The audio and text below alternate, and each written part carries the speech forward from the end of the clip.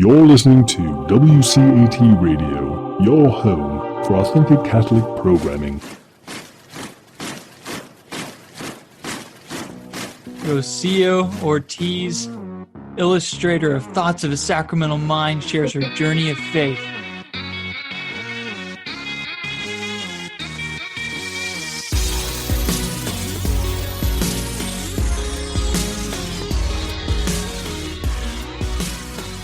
Welcome, everyone, to Polycarp's Paradigm. My name is Eric Robinson, and I have the immense privilege of interviewing my friend Rocio. And we're going to do a two-part interview. This first interview is going to be about her story of faith. And the second one is going to be more about the book she illustrated, Thoughts of a Sacramental Mind, the book I wrote. And she did an amazing job illustrating. We're going to give you all a behind-the-scenes look at kind of the thought process behind those. But first, just wanted to welcome you, Rocio, to the podcast and to the YouTube channel and all of that. And so thanks for coming on. No, thank you for inviting me. It's an honor. Yes. And I've actually shared this before on my podcast, but just to give people who may have not heard that earlier episode, we met. I just think this is the coolest thing. Like, it was in January of 2020 we met. And the day before we met, Rocio, I had sent an email to someone asking, like, do you know where I could find like an illustrator for my book? I'm really thinking that would be great. Because my book's about the 7 sacraments, and so an illustration for each of the sacraments would be so awesome. And the lady replied to me like, no, I don't know who could do that. And the next day, Saturday morning mass, random mass at my parish, which you don't even go to that parish. Yeah, not usually. Yeah. We just saw each other after. I saw a group of young adults I knew, and I saw you, and we started talking, and you'd mentioned that you had just graduated from the Savannah School of Arts. Mm-hmm. And that you were an illustrator. And I was like, no way. That's awesome. Yeah. No, and it's funny because for me, so I just graduated and I applied for jobs and other things, but like I felt very uneasy every time I was applying to jobs. And I was like, is it because like I'm afraid of working for someone? Like, I don't know. And then that morning during Mass, after communion, when I was praying, I was like, God, Lord, what do you want from me? Like, I don't know, and I'm getting like a little bit like impatient. I don't want to get impatient, and I just like don't know what to do. And then I was with the group of young adults, which I didn't know anyone but Jake. And then he started introducing me, and then you came, and then you were like, and everything that you said. And then it's like, and I just like got the opportunity to illustrate my first book, which was the main reason why I joined SCAD, the college that I went to. Yeah. And to illustrate, I mean, that was one of my biggest motivations, I guess, to illustrate books about our faith. Wow. Yeah. And that morning you were praying about this, like about wow. I didn't know that. Like, no, yeah, I think I mentioned it, but yeah. It was like that, and I was just like, I don't know, like, and I was like about to give up. I was like, it's just like, and get like, I don't know, like all sad, and then this happened. Wow.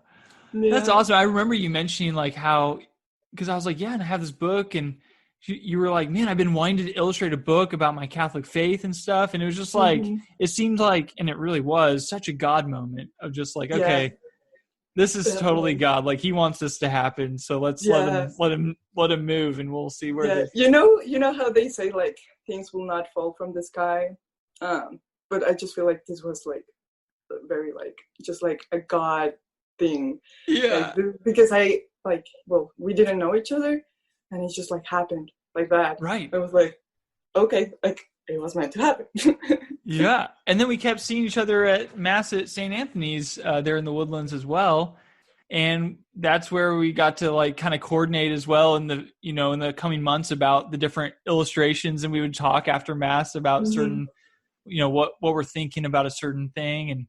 And, and you shared a little bit pretty soon after I met you about your own faith journey, which I think is phenomenal. And I would just love to dig into that. And that's why I wanted to invite you on too, just to share your own story, because obviously you're a gifted illustrator. If anyone's seen the book, I'm showing it to the YouTubers right now, but just the front cover alone, like, I mean, it's just like, it's the face of Jesus, everyone. Like, it doesn't get much better than that.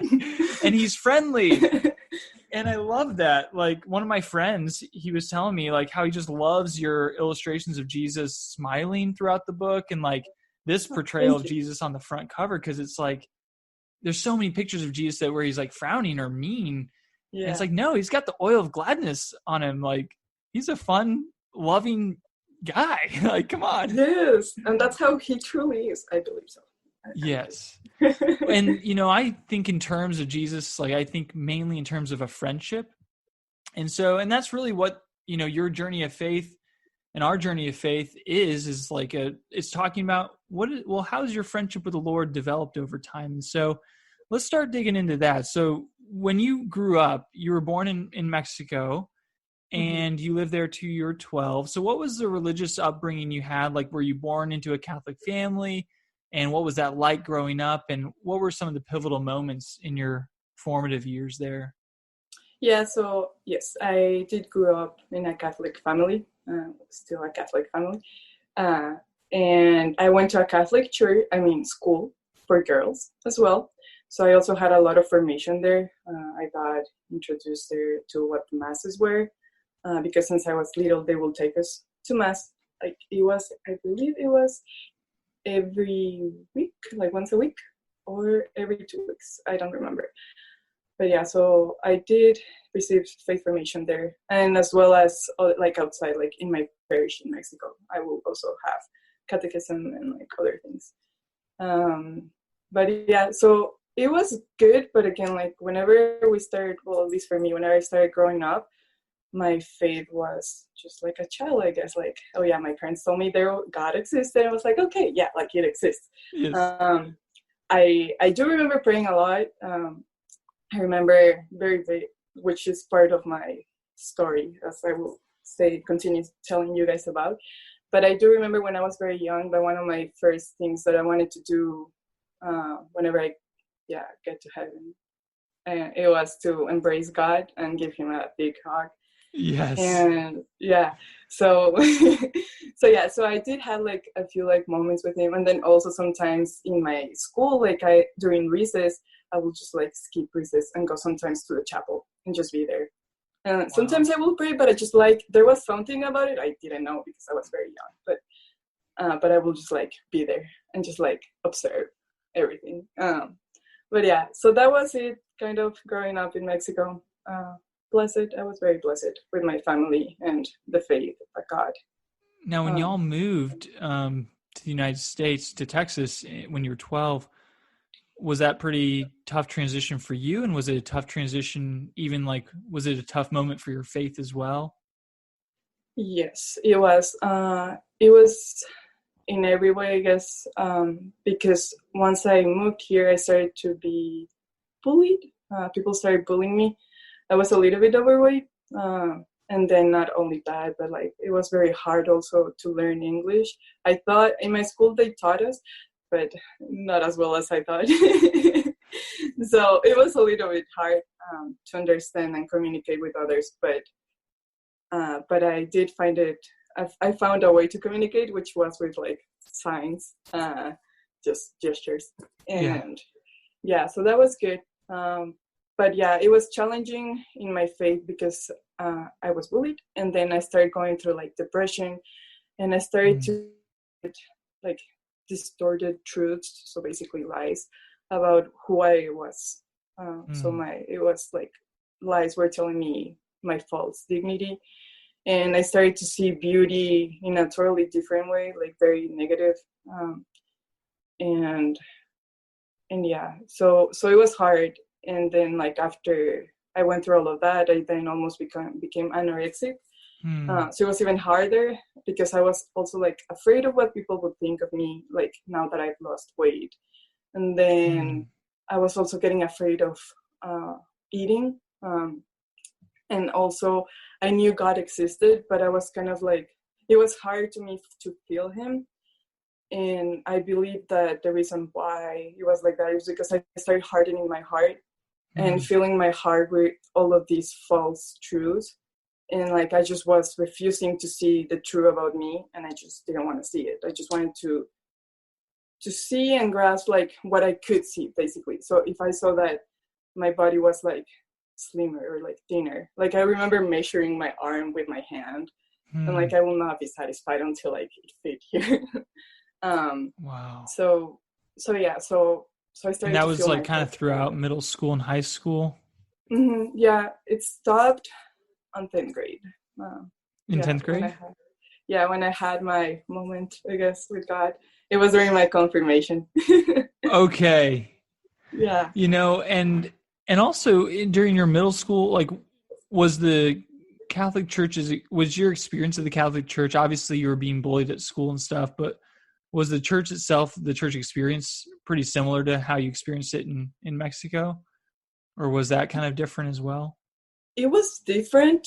And I actually like, okay, so throughout this moment that I was going through like a lot of emotional things, I was still going, I guess I was kind of cold. I maybe lukewarm, which is scary because I think you might know the Bible verse that God says that everyone that is lukewarm, like I will spit them out of my mouth.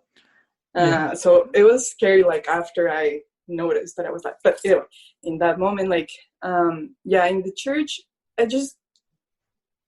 don't know, I feel like here it was more meaningful, at least from my point of view, because in Mexico, I just thought of Catholicism as a culture. So I just thought that everyone was Catholic. And I also, like, oh, like, you're not going to Mass, but like, we all go to Mass. Like, why are you not going to Mass on Sunday? Like, it's Sunday. So things like that. And then like when I moved here, I think I started to notice that it's not everyone. And so it started to have more of a meaning to me. Yeah. So that's why I guess it was kind of different when I moved here. And that's, and it's understandable, like, as far as you were feeling all this hurt from your classmates and struggling with all these, with depression, all these thoughts, these lies. And it kind of makes sense that you're trying to just guard your heart, guard yourself even from God. And so what's amazing though is they broke through. And and so tell us about that, and if you want to go even in more detail on what you've shared so far, but because I mean, a lot of people struggle with self-image, and all of that. So how was it that you finally kind of got out of that trap, that way of thinking, and that depression, really? Oh boy. Okay. Come Holy Spirit. Yes. It was very hard because again, like I was at a point where my head was working at the same time as what society was telling me. And again, like you see all of these things in magazines, in social media. And I do believe, I might be wrong, but I do believe that when I was in middle school and the beginning of high school, it was when it all started to like booming, like Facebook and Instagram and all of that. So it was very hard to fight against that current. But yeah. So, but it was easy later on. I mean, it's hard to make that decision. But okay, I'm just gonna go explaining this story how it was. Yes. I will say it. So I was still going through all of these, and I was not happy. I remember crying a lot in my room, and like I was getting very angry with my family. I did feel very bad because I mean it's not their fault, but I was, and like it also had to do because I was not eating, so I know how food it affects me. I do need to eat. I think we all need to, right? But yeah, it makes me hungry. And so in 10th grade, whenever I joined confirmation, at the beginning I didn't want to join the classes and everything. Not that I didn't want to get confirmed, but I just didn't want to go through the entire process. Like that was in my heart and somewhat deep in it. But my mom was like, no, give it a chance, like you should go. Because again, like I was pushing, like you said, like pushing God away. And many of my friends as well, and my family even, started to get to that point. And like something in me was like, okay, I think I do need to do this. So I joined, but then I was with a group where I didn't know anyone. And I just was like, I came back home and I was like angry, like, Mom, I don't want to be in that group. Like, why? Like, blah, blah, blah, blah. And then my mom is like, again, super patient with me. Like, no, just give it a try. Like, just wait. Everything's going to be okay. And then I think I came back angry many times. And she tried to move me. Like, she talked to the people at the church. But no. And then at the end, she was like, okay, they can change you. Do you want to be moved to another classroom? And like, a part of me was like, no. I think that like after everything, after me complaining a lot, I was like, no, I do want to stay. And the reason was because like I wanted to trust that God put me there for a reason. And so I decided to stay there and see like, I mean, I didn't talk there as much. I shared a little because I was getting very shy and I was very timid after everything. Again, like pushing away people, right? And so, yeah, and we went through the entire thing. And then it was around January, at the beginning of winter, end of winter, January, that we went to the retreat, the confirmation retreat. And I remember the first thing that they told us, like, okay, guys, so you guys are going to get confirmed. You're going to receive the Holy Spirit. But if you guys, like, truly want this, like, you have to open your heart to him. You have to say yes to him. So I remember taking a lot of time to say yes, to have that courage, because I didn't want to say it just like that. I was like, okay, if I'm going to be here, I'm going to do things like right. I'm like with 100%, right? Like not just 50, 50 or 30, 70. Like, no, like I do like to do things well done. So I was like, okay, I'm already here. I'm just going to do it. So yeah, so after a long, long time of like, yes, no, I feel like I'm not being sincere with myself. And then after a few hours, I was like, okay, yes. And yeah, nothing happened that moment. Yeah. But I told him, yes, I allow you to enter into my heart. The next day I went to confession, and in Mexico, at least my family, like we used to go to confession very regularly, like almost like, I mean, it was very regularly, once a week. And then in my school, they offer it every day. So wow. I do remember going a lot. Yeah. So it was not like something scary for me, which I do remember it was for many people. So whenever I went there, of course, pride came to me. And I was like, oh, I'm going to show like my classmates that like I don't cry after confession. That was so wrong. Wow. Because I went to confession and I was like crying and I was crying. I was like, I'm weak like everyone else. And then after that, I was like, okay, I think I need to find a spot that it's quiet for me to pray. And I found a perfect spot, which I do love lakes, just like water things, like oceans, rivers. I love that. And especially whenever they're clear and you can see below, like the fish or the plants underneath the water. And that lake had that. And I was like, this is awesome. Okay, so I just sat there and I started praying. And then so one thing, to answer like both, I'm going to be answering both. So I'm going to be telling the story and then answering the question. One thing that I did to overcome this, one was say yes to God. And then two, it's the thing that I'm about to say, is be honest with myself. So I opened myself and I started to be honest. I was like, okay, like I'm definitely like hurting my body. I'm definitely not happy. I'm tired. Like I just want to give up. And like this huge list of many things. And then I started crying more. And I remember, again, I was very small, tiny. And I just like remember like tucking in my knees and like hugging them and just like crying.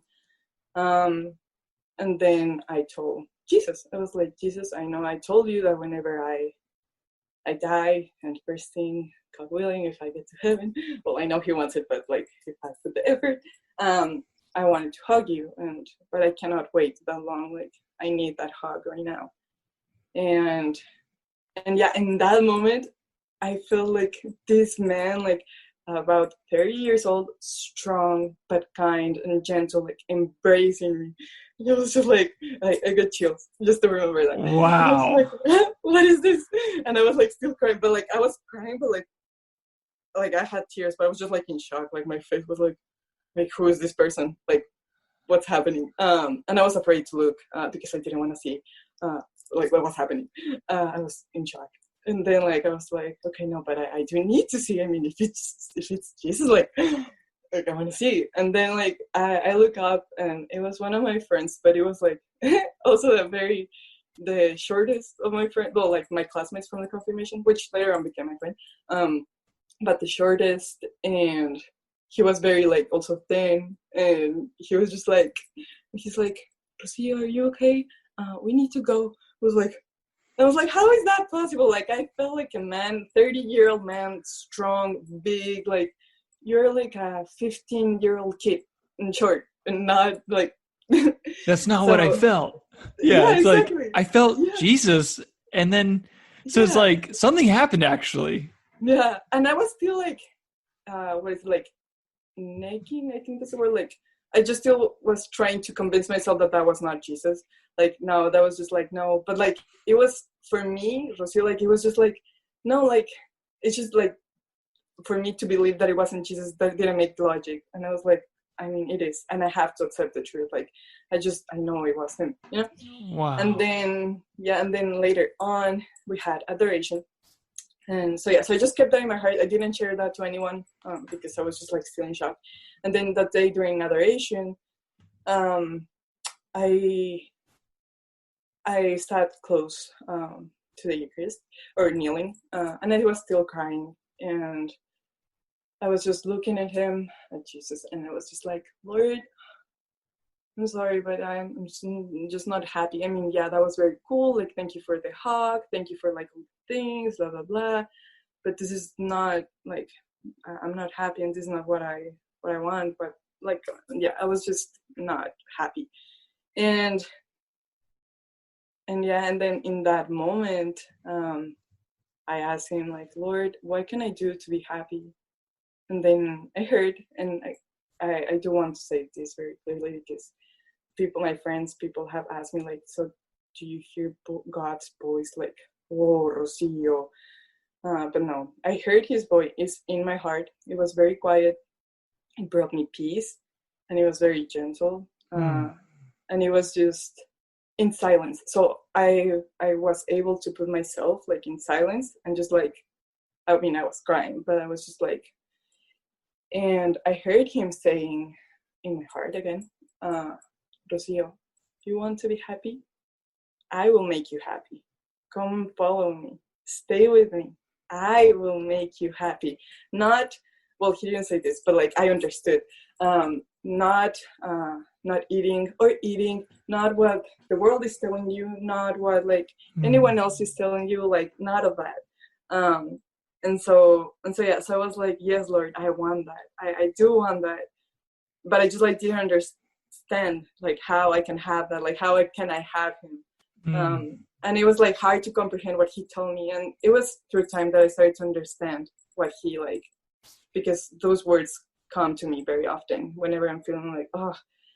And it was in that moment, again, I was crying, and it was in that moment that I just like felt like this source of energy, like heat, and like I just started laughing and laughing. Wow. And I just like couldn't stop laughing and smiling, like, what's happening? Like I can't control myself, like what's happening? And then like the people that were next to me, they were like, shh, Lord, like not necessarily, I think one of them was like, shh, and the other was one looking like, we're praying. I'm like, I'm sorry, I just can't contain it. Wow. I really can't. I really can't. I don't know what's happening. And then from that time, and again, okay, and so to keep answering the other question, so I said yes to him. I was true to myself. I basically let go of everything because I knew there was nothing else in my power that I could do. And I had to give it all. Like, I just was nothing. And I presented myself to God with nothing, basically, like I'm nothing. And like I know, because sometimes I know that I felt like whenever I went to confession, like, oh, I got this. And sometimes like I can do things on my own, but it's not true. I can't. I really can't. And I was honest with myself in that too.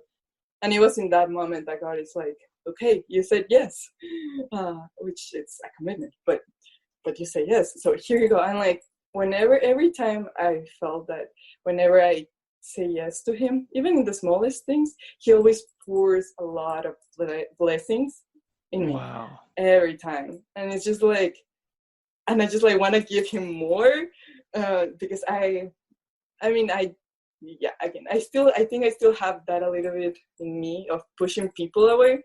So I don't really like when people give me things. I mean, I do, but I don't like that, I don't know, it's just like, no, let me give you, which learn I had to understand that they also enjoy giving things, right? Like we all enjoy giving. So we all have, like, I cannot tell them not to give me because it's what they're feeling called to do. But either way, with God, like every time like I'm trying to give him more, he just like pours and pours and pours. I'm like, I just want to give you more. And yeah, but either way, so after that, it was just like an entire like change. Wow. I Did was people joyful. notice? Yeah. They did. I actually do have a journal that I asked my friends to sign, and that were in my classmates compliment this. And then they were like, Rocio, it just seems like you were in this like egg, and then like you just cracked the egg, and like something new came out of you. Yes. And I was like, that's great. But it was very different, and I felt like secure about myself, confident in who I was, not because of, again, like how I look or anything, but it was more about the internal, because I was very wounded in my internal, not just my physical, and then it eventually started to heal the external as well. So after that, again, like I was able to talk. I even felt that I was more, I don't know, like I know I do have still like a lot of grammatical errors in my English, but like I was like, I feel like I didn't care anymore, and I was like, I'm just gonna speak because I just feel like sharing this, like what happened to me, sharing this joy, like whether you understand me or not, I hope you do. Wow. And so I started to be, I guess, who God called me to be. Yeah. So that was in high school, and then college was another story.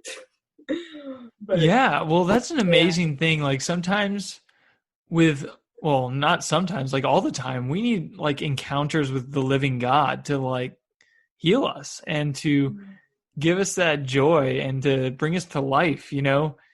And I just love how it was so simple. It was like, all right, yes, you just said yes, like to the Lord. And then you were just honest with yourself, like you said, like, and just admitting like, I can't do this anymore. And just realizing like what I'm doing is not making me happy. So help, you know?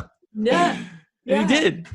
Yeah. I mean, I think it was my mom who always told me, or my dad, or both of them maybe, but they were always like, Rocio, God is so simple. Like, he is simple, like just simple things. And I think I learned a lot more about it when I went to Haiti as in a mission trip, and just like how from nothing, how happy they were. And I started to see like it was easier to see God in those like environments, I guess. Yeah. Which can be odd, but yeah. Well, let's go into that next phase, college. So you finish high school as like this. You're on fire in high school, and you're just like in the glory. Yeah. And then you decide to go to Savannah School of Arts. I don't know if I'm saying that right. I think there's Savannah more words. College of Art and Design. Okay. Savannah College of Art and Design. Yeah. And okay, so how did you decide to go there? Were you always interested in doing art, like growing up and like that sort of thing? So what inspired you to like want to become like an illustrator and an artist? Okay, so I guess the little seed was planted when I was in third grade, still living in Mexico. And that's when one of my teachers asked us to do a drawing of our favorite place in the city. And I drew a lake and trees and many nature-y things. So it was a park. So I drew that, and eventually after a few months, they told me that I won regional in first place when I did from first grade to sixth grade, and I won the first place. I was like, I was totally not expecting that. I mean, I just did the drawing because like they told me, and I like drawing. But like, yeah. So after that, my friends were like, you should become an artist. And I was like, but there was like during high school and during that. So I still was carrying that. And in high school, I joined the art classes. And it was actually when I will like find some healing, I guess, or some like where I could feel like I was being myself in my art classes. And so like later on the end of high school, I was just like, I don't know if I want to become an artist because, I mean, what if I starve to death? I don't want to starve. So I had that fight along with like, but I really love doing it. And like, I can see myself doing this my entire life. Like, I don't mind spending like late nights doing this, you know? Yeah. So I was like, I think I'm just gonna go for it because why not? Wow, that's awesome. Yeah. And then, yes, so I went, oh, well, yeah, I applied for other degrees and in different schools. And I applied to Texas A&M. I applied to UT Austin. I applied to like many others, and I got accepted to all of them. So that was hard to choose. And they also gave me like good scholarship to everyone. I'm like, choices. I don't like decisions. I don't like to make decisions. But then, I don't know, again, I found peace in the art because whenever I applied to other schools, it was for engineering or for medical or nutrition. Like, what am I doing not being myself? So, no. So I just went for art. And yeah.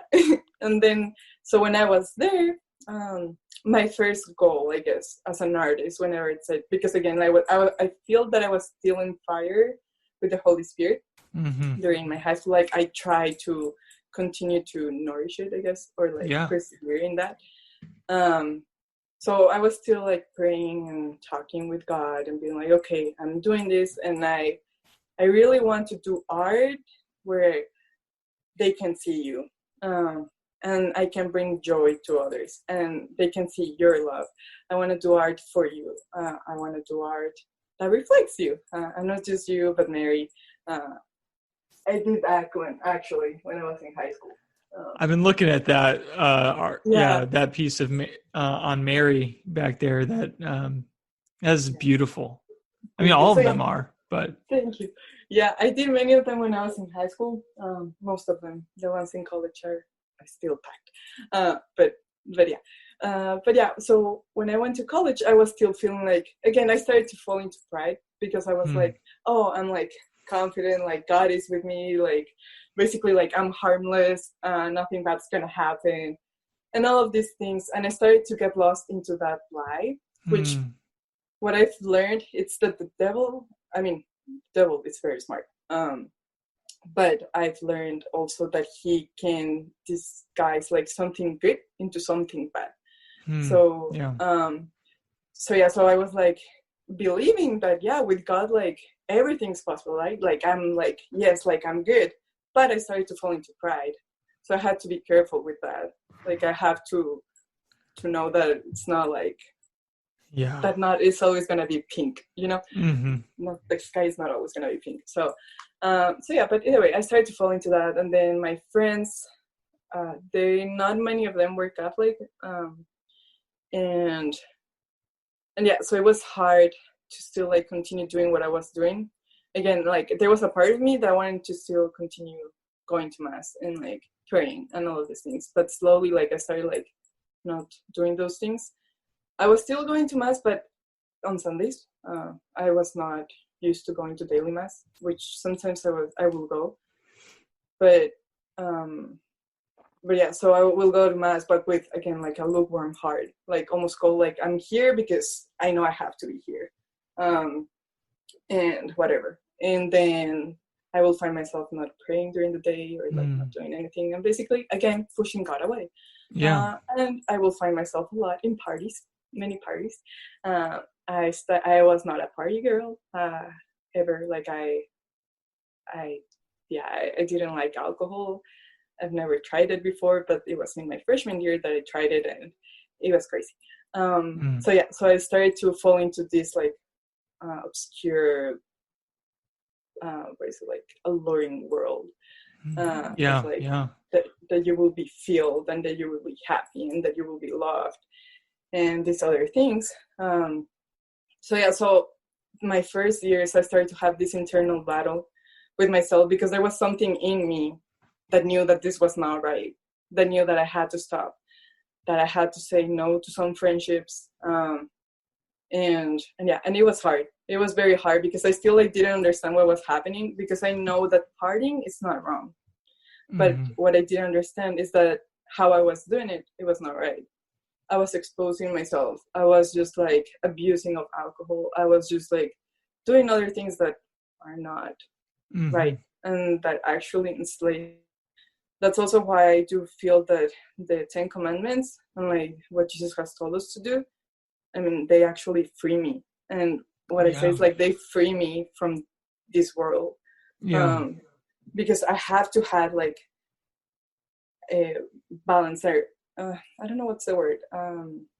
But with alcohol, like I cannot abuse it, right? Like moderation. Be moderate. Yeah, thank you. That have moderation with that, and then also like have some dignity again. Like if I'm a daughter of God, what am I doing over there dressing like that? Like that's just like not right. So again, like I started to do those things, and the world tells me or told me, and still do. Sometimes I do have temptations in some ways, like many of us here. But they were telling me, like, no, if you do this, like the guys are gonna love you, the guys are gonna like you, like, oh, you're gonna be like blah blah blah, and like these other things. But the more I did that, the more sad and depressed and like heartbroken I was inside. And then later on, I went to this, I was still in that phase, and then I had a priest praying over me and being like, what's happening? And then it was then that I started to see some light again, because I started to say yes to him in some ways. But at the same time, I didn't want to let go of the party world, right? Like my friends and all of that. Like I just like, there was like that pleasure as well. And I just didn't want to let go of that.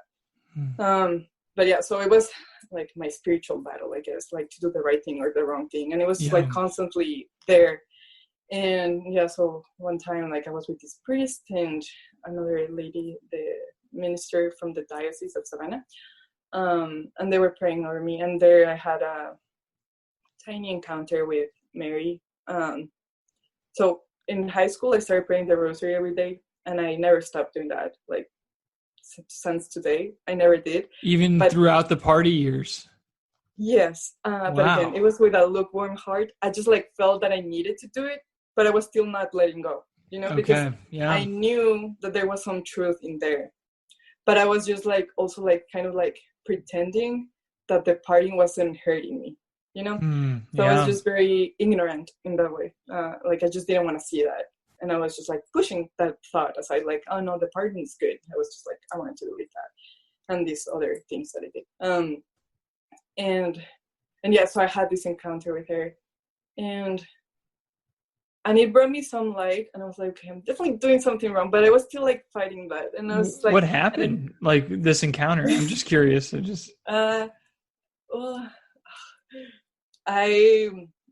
we were praying, we were in the chapel. And it was just basically something, I mean, we'll have imagination, right? And we'll have that. So I was praying, and I was, again, like, I like to do things like 100% well done most of the time. So I was there, and I knew I needed healing. I knew I needed the priest. I know I needed them to, like, I don't know, whatever it is that they were doing. Praying. Well, they were praying over me. But I knew a part of me, like, my soul was thirsty for that.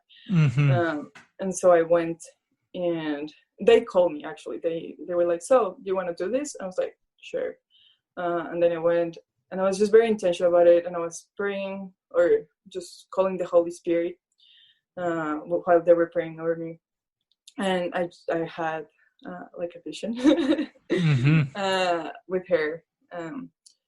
But she was just like, in some ways, like showing me how great is God, how good is Him. Wow. And not to fall into those traps that the devil pulls for me. So yeah, so after that, I was still like having this battle. And then later on, the retreat. So twice a year, the Diocese of Savannah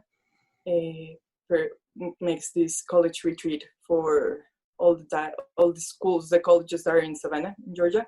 So SCAD was one of them. SCAD is a liberal school. It's not it's not any religion.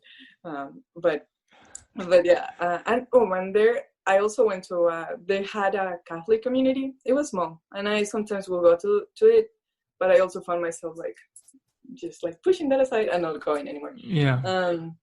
But yeah, so to the retreat, one of my friends, that she, as well as Catalina, another of my friend, like Cristina, Carolina, and I will like always usually go together. And then, well, Carolina, I actually met her a little bit before this happened, like the retreat and the praying over the priest. And that actually was another light into my heart, because it was through her that I got inspired again, like to go to mass, to daily mass, and like to be more intentional about my faith, because I will have these conversations with her that were very like, I was like, wow, like, you know a lot, because I feel, and at the end she became one of my best friends, but she is very like, she knows things like intellectual, and she reads a lot, and she knows like so many things. And I'm more like, oh, a bird, like that. So it was funny, because like we balance each other like that. And then so she was like telling me things. So I was like, So again, like another light there. And then when the retreat came, Cristina was telling me like, Rocio, like, you're going, right? I'm like, no. I was putting excuses and I was pushing away. I was like, no, I have too much homework, which is a lie. I mean, all my art projects, well, I mean, I did, but like I do work very fast. So I knew like that was not like something like that I could put as an excuse, but I still did. And she was like, Rocio, like, you have to go, like, you're going. I'm like, no. And she's like, if you don't like register yourself, I'm gonna do it myself. I'm like, fine.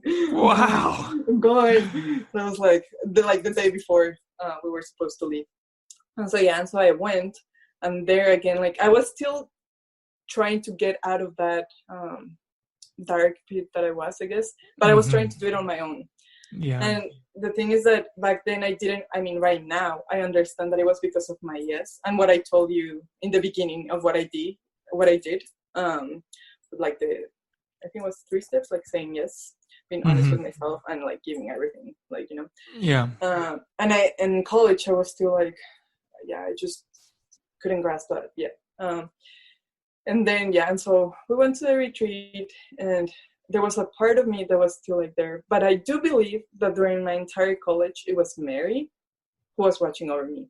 I do believe that it was the rosary that I prayed daily, even though with a cold heart sometimes, or falling asleep some other nights. I do believe that still she, like, as loving as she is, was like interceding for me, just because I was very perseverant in that. And so I do believe it was her, because I, again, like, just other encounters with her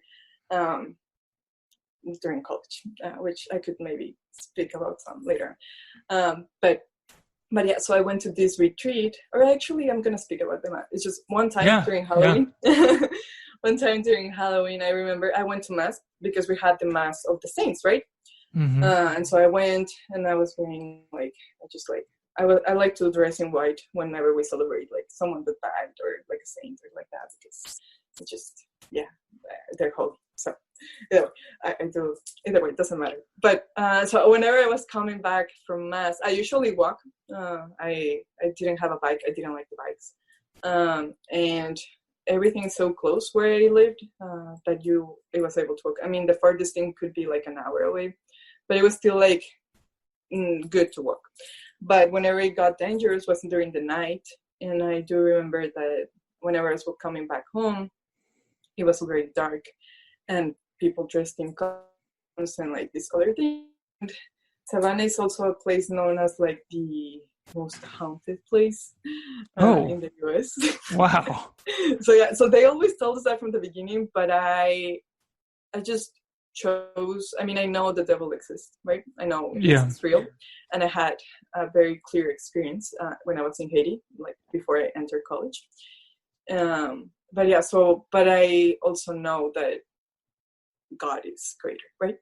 So either way, I was walking back home, and I always carry my rosary with me, because again, like I do. And I think, I don't know if I started praying, but I was still maybe praying after mass, like still like conversing with Jesus. I don't know. And this was when I already met Carolina. So again, she, like, that light started to flourish in me, I guess, in some ways. And like, I just, crazy me, I like to walk into danger.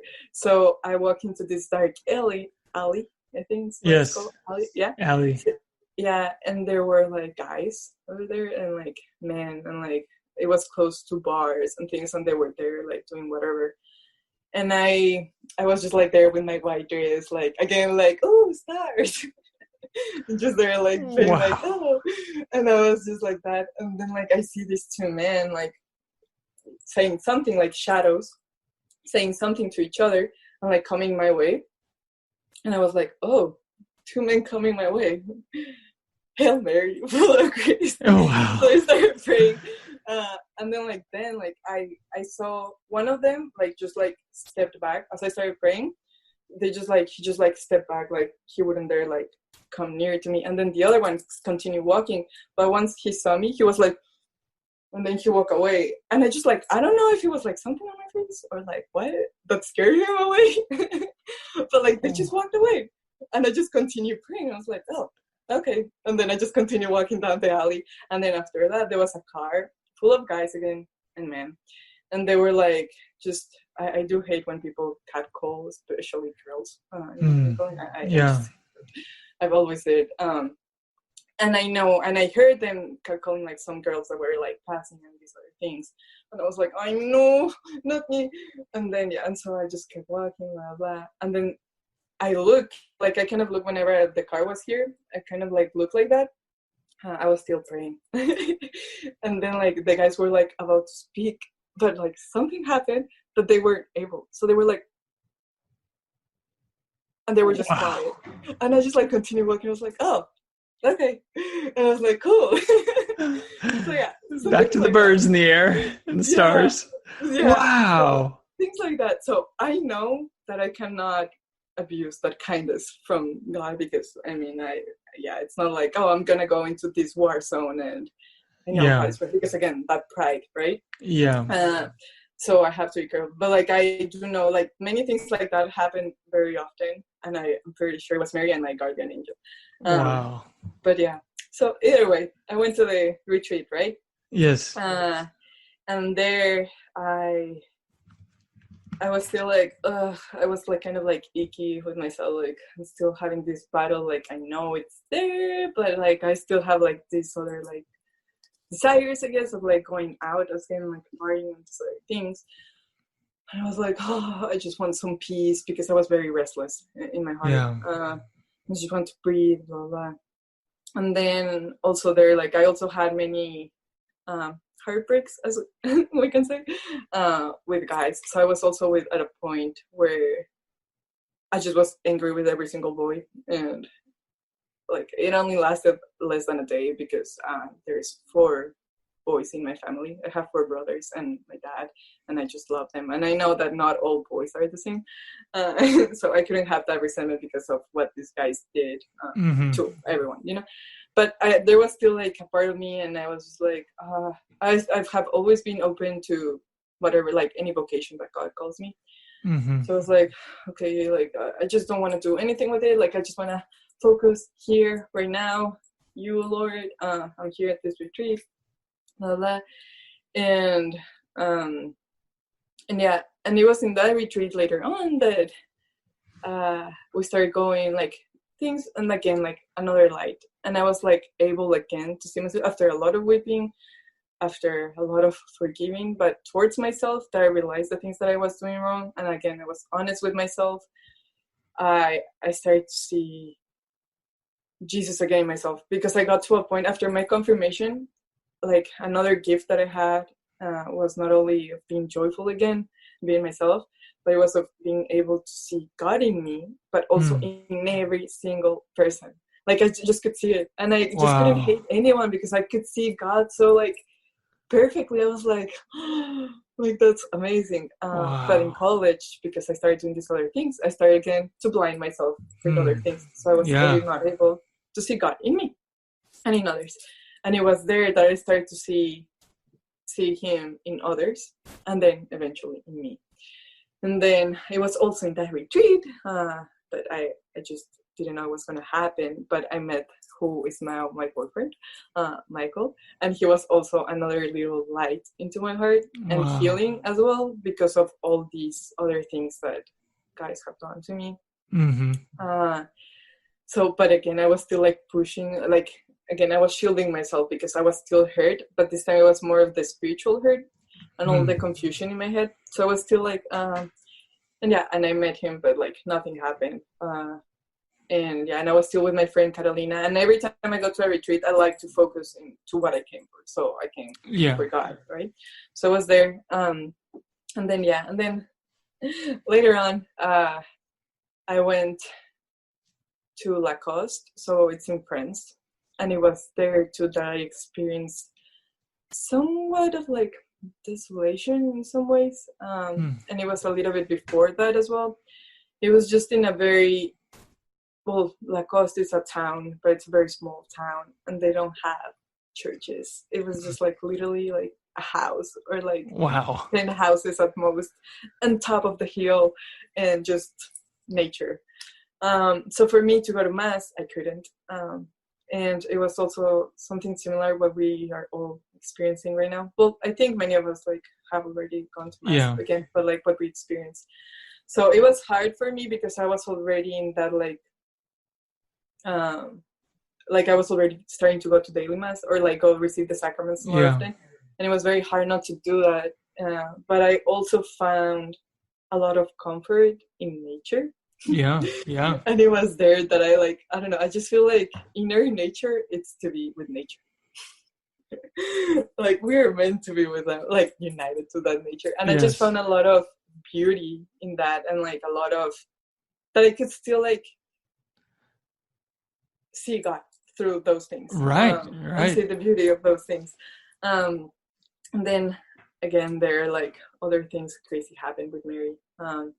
And I learned how powerful, so it's the name of Jesus.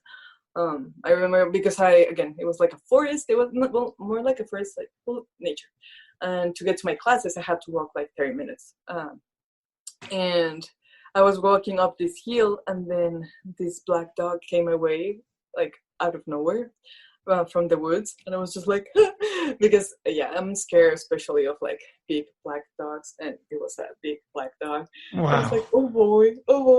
And then I was like, okay, like no, I have to keep the calm. And I was like, okay, in the name of Jesus Christ, like I think I said like, please don't hurt me or something like that.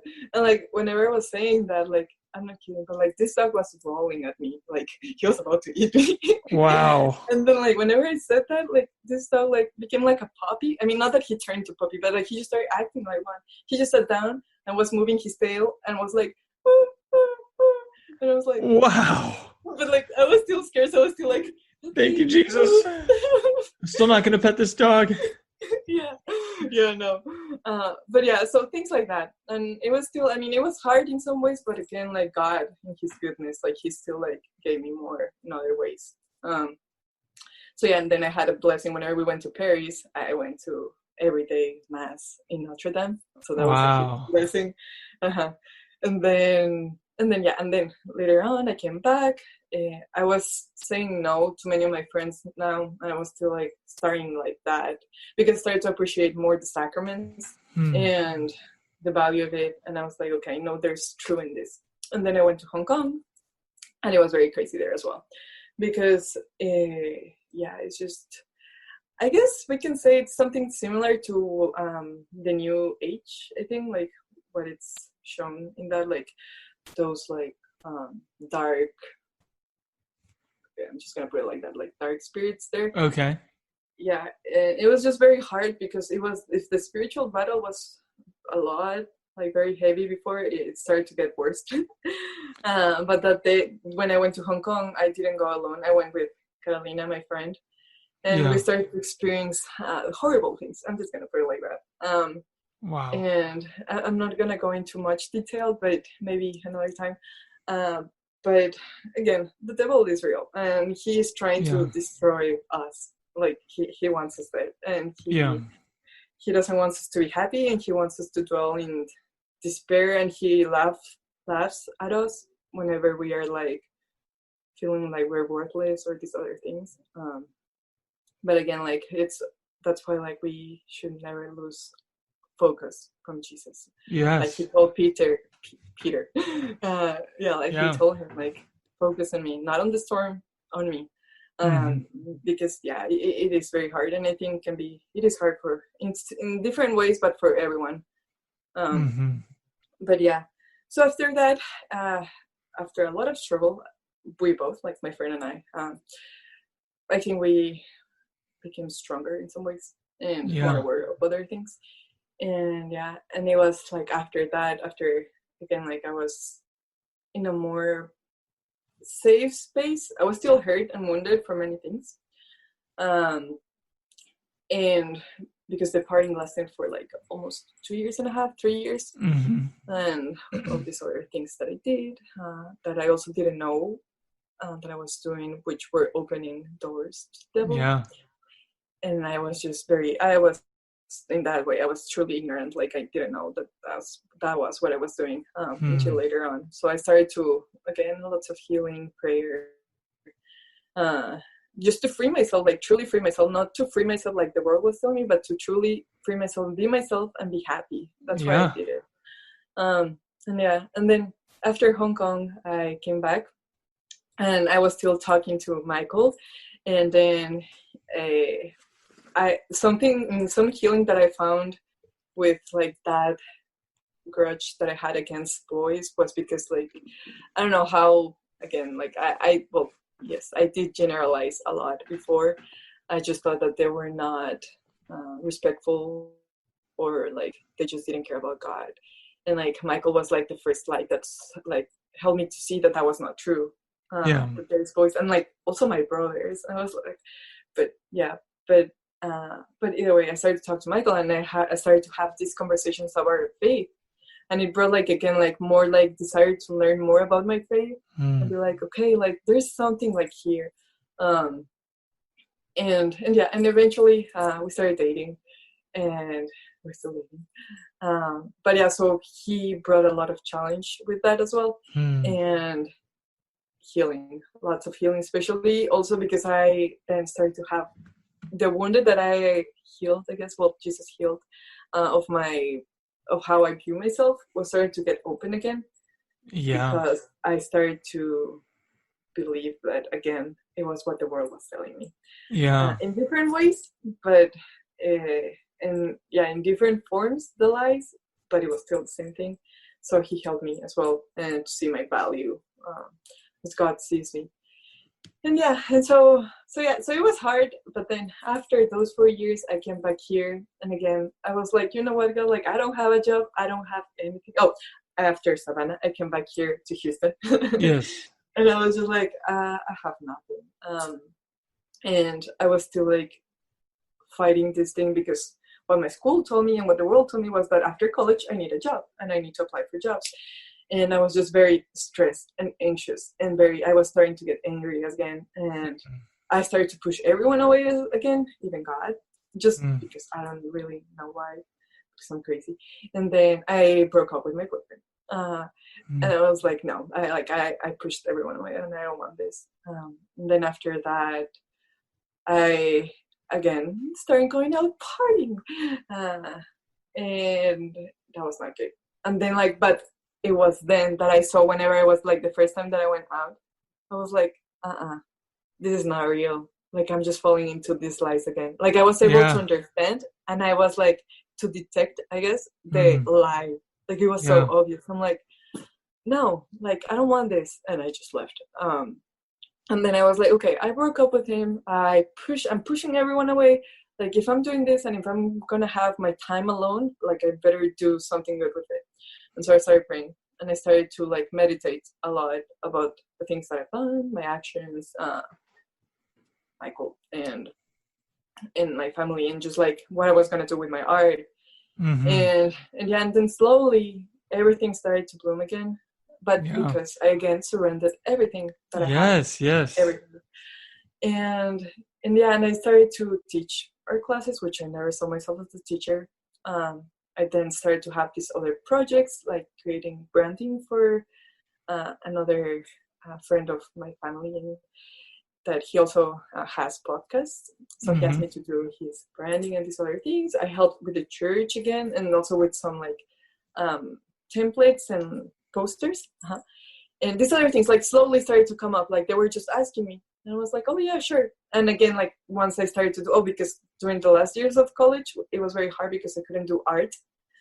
Because not only was I like, while doing all these other things that I wasn't supposed to do, I was also not being myself. And by not being myself, like I'm an artist. I have to admit that I am an artist. And I was in some ways like not accepting that. So it was very hard because I couldn't do art. I really couldn't. Yeah. And it was my senior year, my junior year in college. And it was very hard. So I had to force myself. And then later on, again, when I started to do all these other projects, when I came back to Houston, I once again realized what I had to do. And very easy. Lord, my art is for you. It's not for me, because I started to do art for me. And just for me, with the idea of me being like Leonardo da Vinci and like all these other things. But I was like, no, like I don't care if I'm not famous. I don't care if like my art is only known by one person. Like with one person, with my parents, like I'm good. But like I want to create art for you. And that's what I want to do. Bring you glory. Like here I'm just trying to bring myself glory. Like this is not right. Making myself by my own power happy. Making like, this is not right. This is not right. So again, I surrendered humbly and everything. And I was like, just do with me as you want. I'm your instrument, and I pray that I may be an instrument of peace and joy and love. And so it became my prayer through many days till now. Actually, I should still continue to pray that. Sometimes I forget and I stop doing that. But yeah. And then, I started to be able to create art as well. Wow. And then it was also during that summer that I realized that I broke up with my boyfriend for a very silly reason. I mean, I had my reasons, but most of it was because I was not giving, I guess, until this day. I don't think we will ever, because our human minds are so small, we'll ever understand what love is. But I started to understand a little bit more. And I was just very afraid of what happened because, again, my entire past and I want to shield myself. And but I was like, no, like I'm willing to, like, because like he's a good guy and like I'm willing to take like the risk.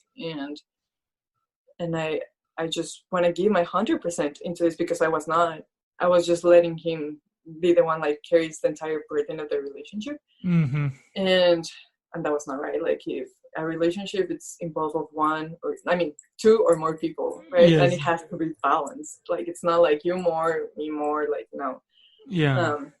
So I found a lot of peace into that, like knowing, like, because another thing that he made me believe, which I don't blame him, that's sweet of him, but he made me think that I was never wrong whenever I did something. So like that started to create in me like, oh, like I'm seamless, like I'm perfect, like I'm like, wow. I'm not. And then we had an entire conversation, but it was good. And we're in a long distance relationship, and it's hard, but with God everything's possible, right? And so that, and then again with my art, I gave it to God, and then slowly, I met you, and then I met another lady, my friend. Well, lady, she's not old, she's very young. She's just a few years older than me. So my friend, another girl, who is also who also hired me to illustrate another of her books. Again, it was just very randomly one day at the museum. And just like things like that start to happen. And lately I have found myself saying, it is good to trust in God. It's hard, but it's good to trust in Him. And we do have to trust in Him, because everything, I'm not saying that it's going to be easier, that it's going to be, again, like you're invincible. It's not. There's a lot of effort, but it's good when we put our trust in God. Yeah.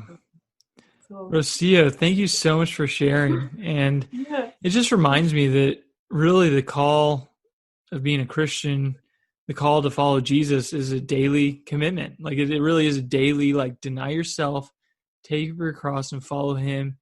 And I love when you can look back at your life, like how you've done, and just see, okay, I really just I need to continue to just surrender to Him, and not fall in these traps anymore.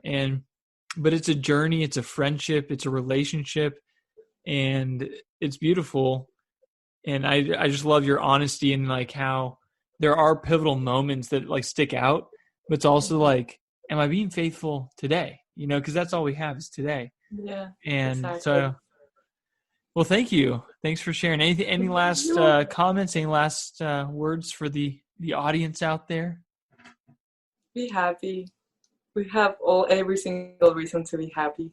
Everything that we have right now can make us happy. So it is our choice to keep being sad and depressed or whatever, or our choice to be happy and smile.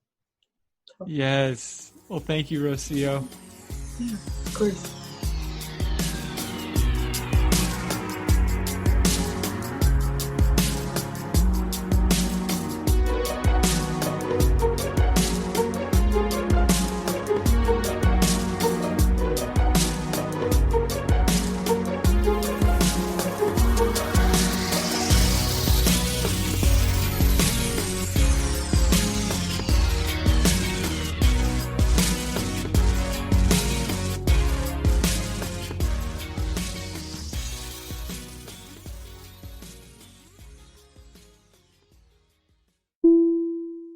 Hello, God's beloved. I'm Annabelle Mosley, author, professor of theology, and host of Then Sings My Soul and Destination Sainthood on WCAT Radio. I invite you to listen in and find inspiration along this sacred journey we're traveling together to make our lives a masterpiece and, with God's grace, become saints. Join me, Annabelle Mosley, for Then Sings My Soul and Destination Sainthood on WCAT Radio. God bless you. Remember, you're never alone. God is always with you.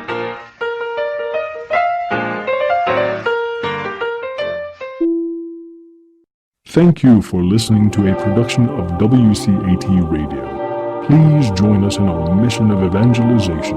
And don't forget, love lifts up when knowledge takes flight.